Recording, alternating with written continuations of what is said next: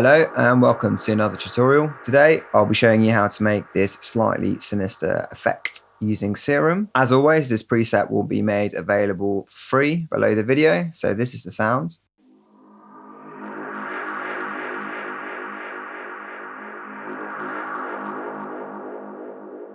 The drum samples and loops used in this tutorial are from my forthcoming Drum Machine Volume 1 sample pack, which I'll make available in the description for this video once I release it. So the first thing we want to do is create a new MIDI track, and we want to change the color,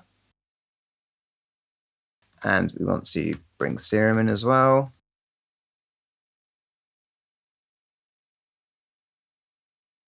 And turn it down by a few dB. And we can drag this MIDI over. So for this sound, we're going to use the Monster 1 wavetable, which is in the spectral wavetables menu.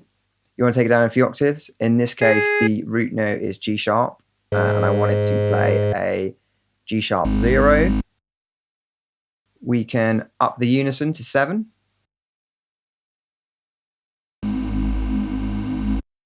Just turn up the attack a little bit, just because we want it to fade in slightly. We're now going to add the main element of movement to the patch, which involves modulating the wavetable position. And we'll be doing this with LFO1. Make sure LFO1 is on envelope mode. And turn the rate to 2 bars. Now we want to modulate the wavetable position. This is something that you can mess around with to taste. We can now add a low pass filter for even more movement. So we're just going to use the standard MG low 12. We want to turn it down to about 9 o'clock.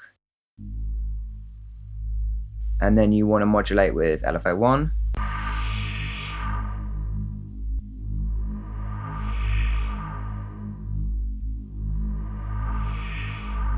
And that's kind of what we are looking for in terms of the patch alone. Now we can start to add effects. Just bear in mind with this MIDI,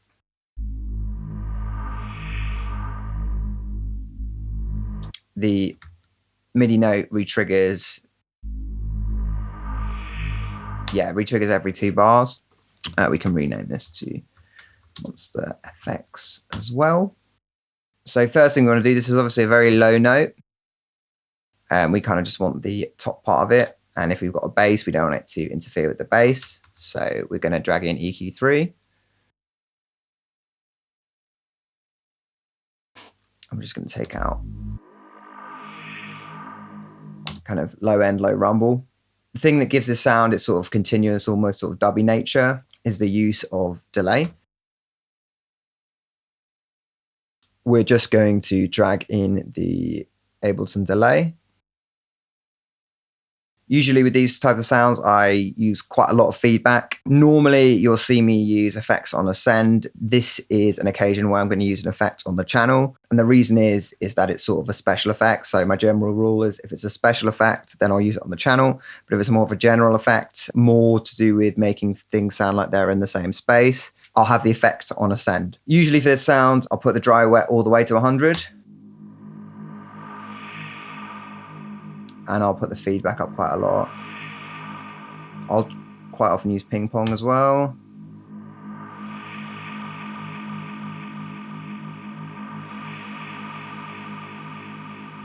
Again, this is something you can do to taste.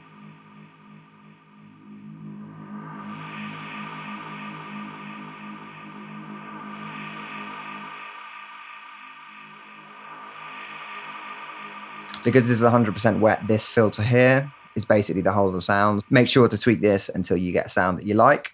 I'm going to add a further element of movement as well, which comes from an auto filter. So as with the delay, you can kind of tweak this to get the effect that you want. So let's try this. A trick I use a lot, which actually helps me avoid doing large amounts of automation, is the LFO within the auto filter, which is why it's called an auto filter.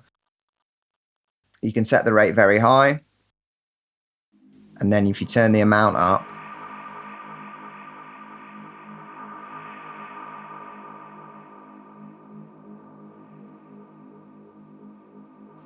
put a bit more resonance on it, so you can kind of hear the effect of it sweeping through.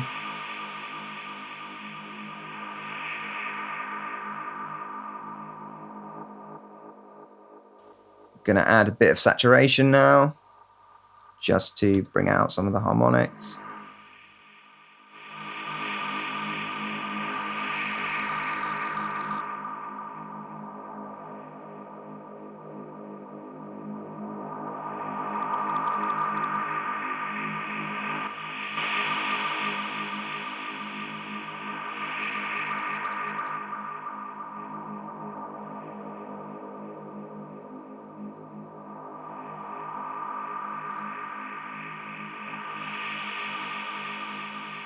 Here it just adds a bit more grit.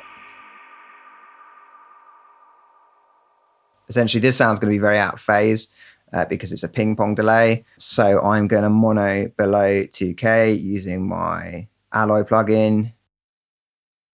There are other ways to do this. You can use the bass mono feature on the utility, but I'm monoing higher just because I want things to be as mono compatible as possible.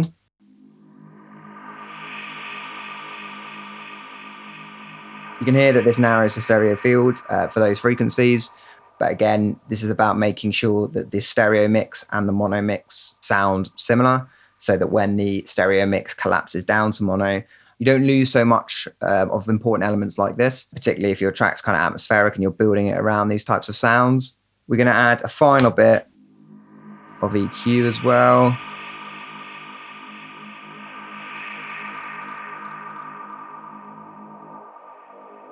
And then I'm just going to mess around with it in the mix just to try and get it to a good level.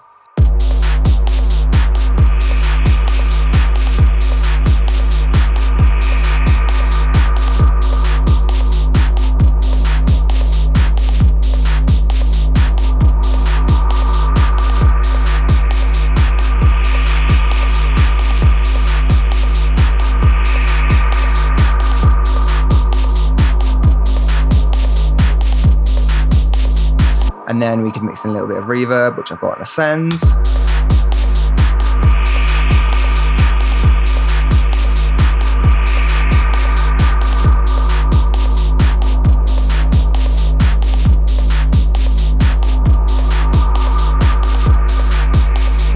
Yeah, and that's it. I hope you enjoyed the tutorial. My Serum preset pack will be available in the description. And as mentioned, I'll have a sample pack available soon, which will be down in the description as well.